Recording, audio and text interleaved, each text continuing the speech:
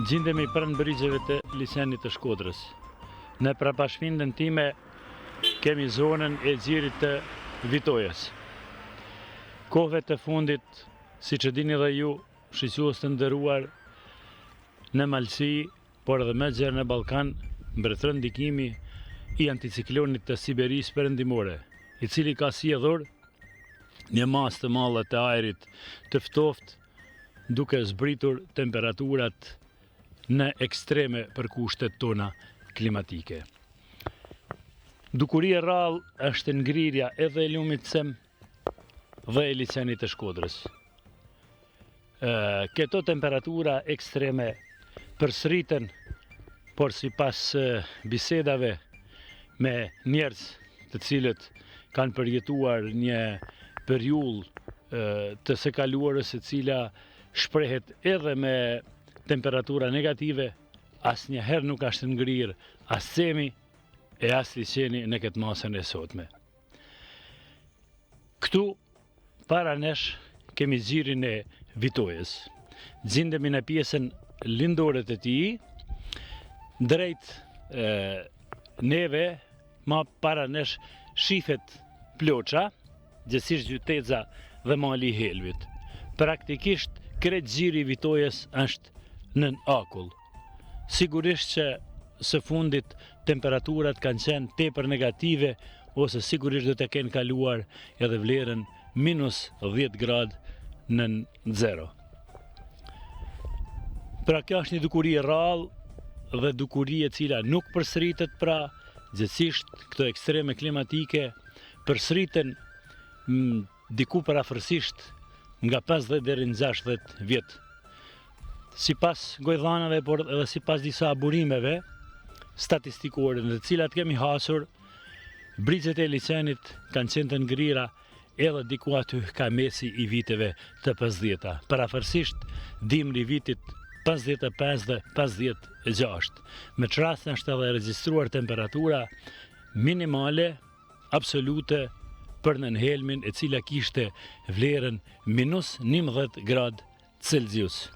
Këtë rrallë, duket se temperaturat kanë qenë edhe ma ekstreme, edhe ma të ulta, mirë po matjet nuk janë bërë, për arsye se stacioni meteorologjik ushtarak i cili gjindej në Nërhelm, ma nuk ekziston dhe përcjellja e elementeve klimatike nuk bëhet.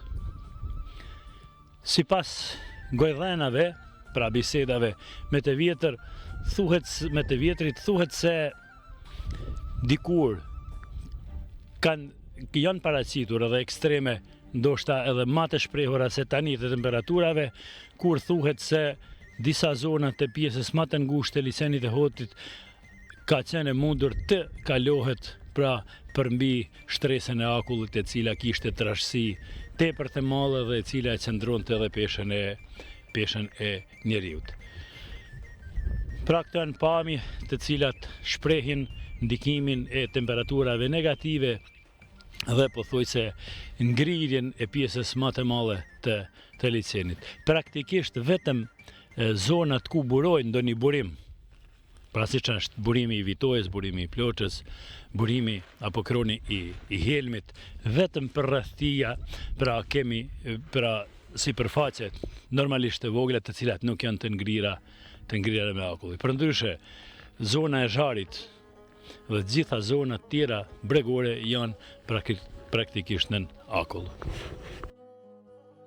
Të nxitur nga kushtet meteorologjike ekstreme, për brezin klimatik të cilit i takon liçeni i Shkodrës dhe rrethina, organizata jo qeveritare Labeatet, sot me datën 9 janar 2017, vizitoi brigjet e liçenit të Hotit. Të japin pasqyrime dhe vlerave të disa nga elementeve meteorologjike në mënyrë që më mirë të kuptohet gjendja momentale e kushteve meteorologjike. Në përgjithësi, në krijimin dhe zhvillimin e klimës së Gadishullit Ilirik, apo ndryshe quajtur Gadishullit Ballkanik, ndikojnë faktorët e jashtëm klimatik si Afrika Veriore, Atlantiku, Arktiku dhe Europa Veriore dhe Siberia.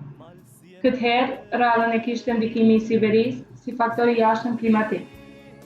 Pasi që truadhi i Siberisë është hapësirë e cila krijon anticiklon të përhershëm, i cili sidomos gjatë dimrit ndikon në zhvillimin e klimës së Europës lindore, ndikimet e cilat në rastet ekstreme kanë arritur përveç të tjerave edhe në Ballkanin Perëndimor, gjithsesi deri tek hapësira gjeografike në cilën jetojmë edhe ne. Në këtë mënyrë, në shprehje ka ardhur masa e arit të ftohtë, e cila ka zbritur dukshëm merkurin në termometër. Përndryshe, ekstremet termike, por edhe të tjerat, janë dukuri klimatike të cilat përsëriten zakonisht, së paku çdo gjysmë-shekull.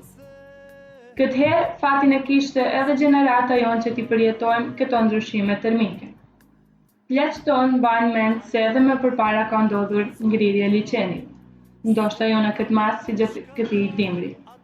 Siberia këtë herë na solli këtë kënaqësi, nga jo as që na ka ardhur ndonjë e mirë, por shpresojmë se nuk do na vinë ndonjë gjë tjetër edhe më e keqe se kjo. Përndryshe, termometri ka shprehur temperatura të ulta tepër ekstreme, të cilat kanë arritur edhe në -10 gradë Celsius, çfarë dëshmon trashësia e shtresës së akullit, e cila ka arritur 12 cm. Trashësi të cilën sot, antarët e organizatës jo qeveritare Labeatët e kanë konstatuar në disa vende. Trashësi kjo e cila mundson edhe ecje për mbi liçenin e ngrirë. Gjendemi te ura e Samoborrit, konkretisht mbi akullin e liçenit. Akulli i cili është me trashësi sigurisht disa centimetra, ndoshta edhe deri në 10 centimetra në këtë pjesën ku qëndrojun këtu. Mund të ecet lehtë për mbi, megjithatë unë kam frikë. Mirë po sipas këtyne gurve që i kem hedhur edhe ne, por edhe para nesh, i ka hedhur dikush tjetër, të cilat peshojnë disa 10 kilogram, nuk kanë mundur ta plasin akullin, veç ta gërvishtin vende. Kjo është dëshmi e temperaturave ekstreme për këto kushtet tona klimatike.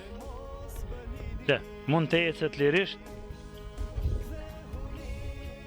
megjithëse pajisjet nuk i kam për të ecur. Për ecjen e për akull, mirë po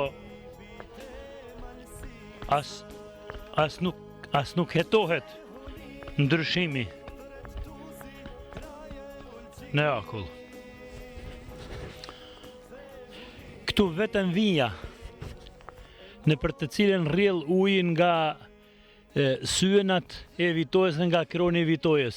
Veç ajo pjesë është e shkrirë dhe si shifet, pra uji në vazhdimsi rrjedh.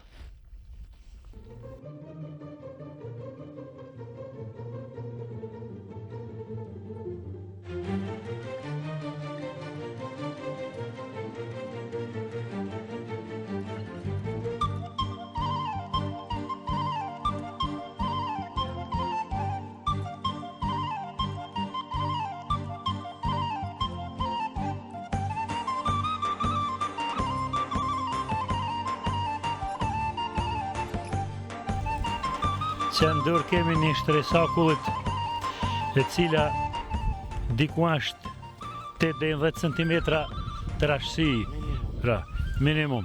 Në këtë pjesë që është shullon, për ndryshe sigurisht në pjesët ku janë të eksponuara veriut, ndikimit të veriut, trashësia e akullit është shumë ma e madhe, sigurisht disa centimetra ma e trashë.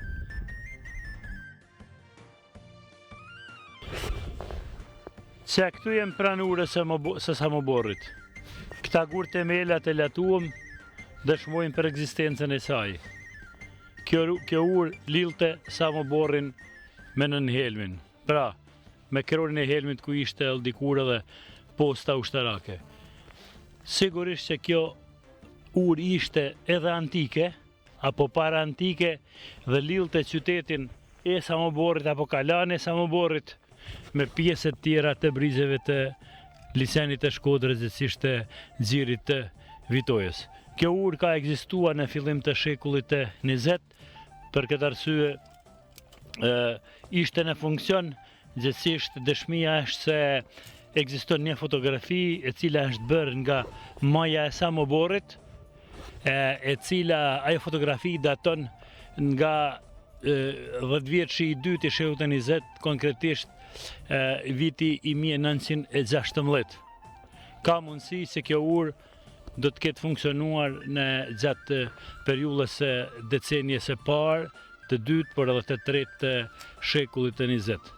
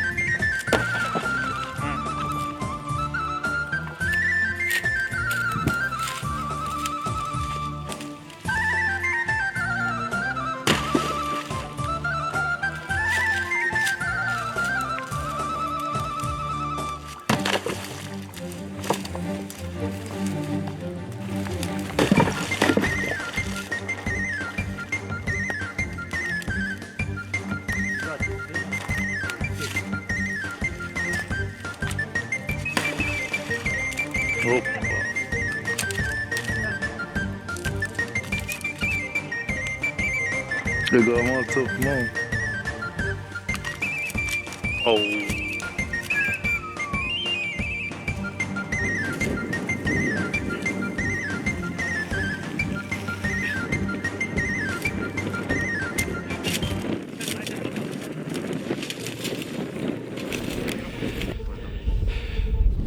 Janë një copë e akullit, të cilin e thyme në një pjesë të kësaj akullnaje këtu, të rashtësia të cilës është diku rreth 12 cm, spaku 12 cm, çfarë dëshmon edhe dora e Benit. Kjo dëshmon se temperaturat kanë qenë me të vërtet tepër ekstreme për këto kushtet tona.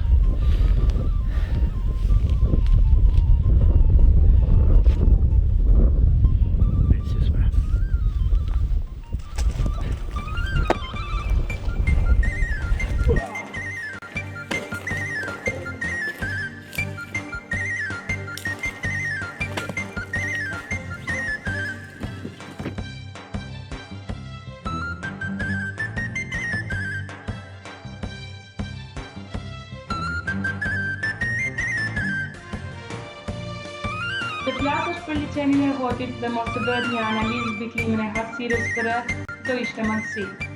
Prandaj, për opinionin, do paraqiten të jap edhe disa sqarime apo të dhëna mbi klimën e zonës së liçenit të Hotit, duke përshkruar elementet më të rëndësishme klimatike.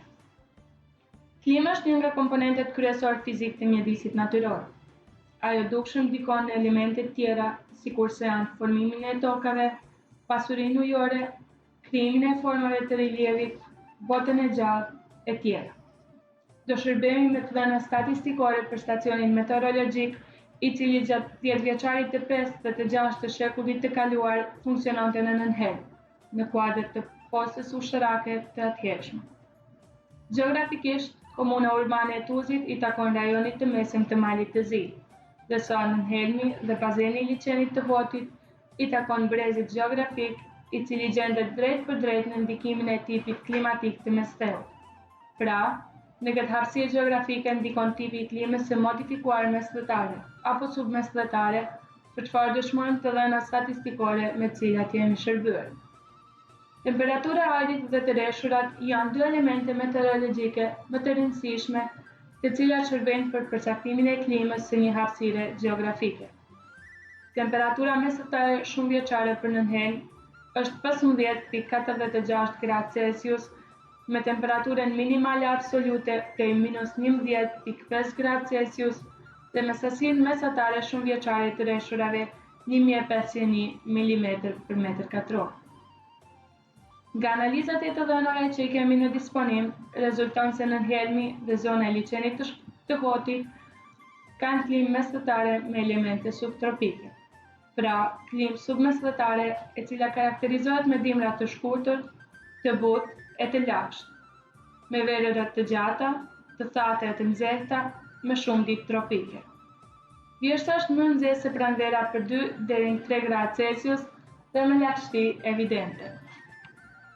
Disa të dhëna mbi liçenin e Shkodrës. Liçeni i Shkodrës është objekti më i madh hidrologjik dhe më i rëndësishëm jo vetëm për Malsinë, por edhe për malin e Zi, Ballkanin Perëndimor, Ballkanin në përgjithësi, Europën juglindore dhe Europën në tërësi. Liçeni i Shkodrës është sipërfaqja më e madhe me ujë të ëmbël në Europën juglindore.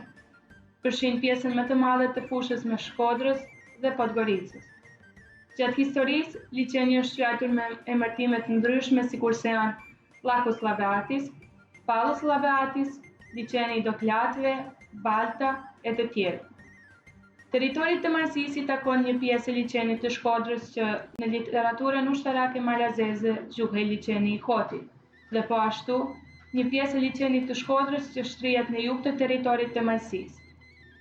Sipërfaqja e liçenit ndryshon në varësi nga lartësia mbi nivelin e detit. Liçeni, në aspekt gjeomorfologjik, është në kriptodepresion, kurse fundi i liçenit gjendet në nivelin e detit. Niveli i liçenit pëson ndryshime në raport me nivelin e detit. Gjatë nivelit minimal të regjistruar, sipërfaqja e liçenit ka vlerë 4.71 metra mbi nivelin e detit. Gjatë kësaj kohe, liçeni arrin sipërfaqen prej 368 km2, nga e cila malit të Zi takon sipërfaqja prej 219 km2 dhe Republikës së Shqipërisë 149 km2. Në rastin e nivelit maksimal prej 10.50 metrash, liçeni rrit sipërfaqen në 53 km2. Liçeni i Shkodrës u krijua si park kombëtar në vitin 1983. Shquhet me veçori gjeografike natyrore si tektonike, hidrologjike, biogjeografike. Përreth në të gjendet një numër i madh i monumenteve kulturore historike që nga antikiteti e deri në ditët e sotme.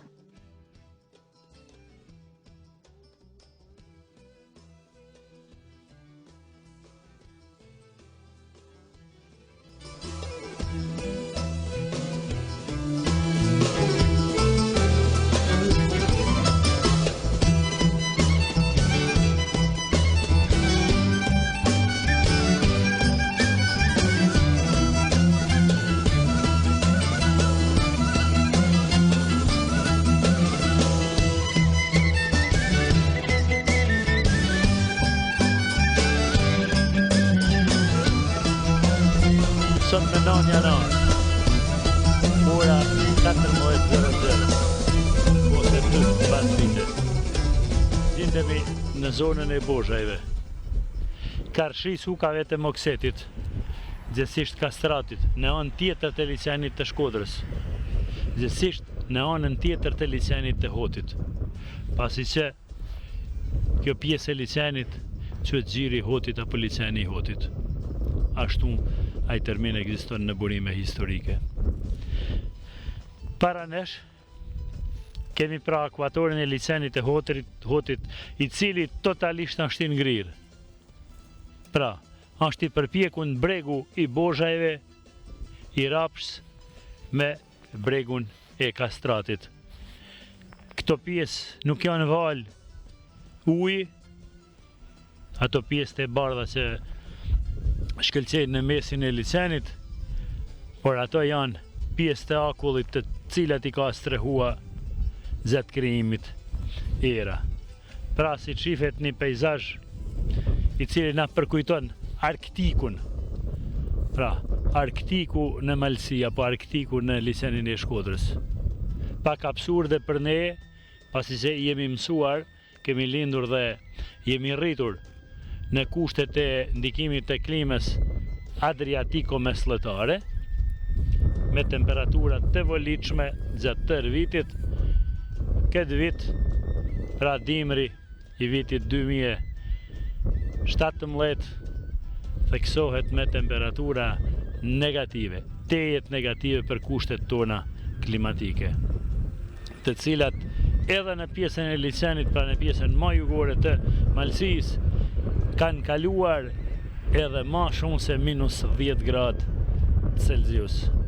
Kjo ka shkaktuar se krejt pjesa bregore e licenit të Shkodrës, ndërsa liceni i Hotit plotësisht është i akullzuar, pra sipërfaqja është e mbuluar me një shtresë të akullit, e cila arrin trashësinë edhe deri në 12 cm, pra të cilën ne e kem konstatua në disa vende ku kem bën thymjen e akullit. Historia përsëritet për arsye se sipas gojllanave thuhet se edhe në të kaluarën është ngrirë liceni i Hotit, e po ashtu sipas gojllanave thuhet se ka qenë i mundur edhe komunikimi, dalja nga bregu i pjesës së Rapshës në bregun e Kastratit. Pra, ajo historia është përsëritur edhe sot dhe këtu para nesh kemi këtë dëshmi të gjallë.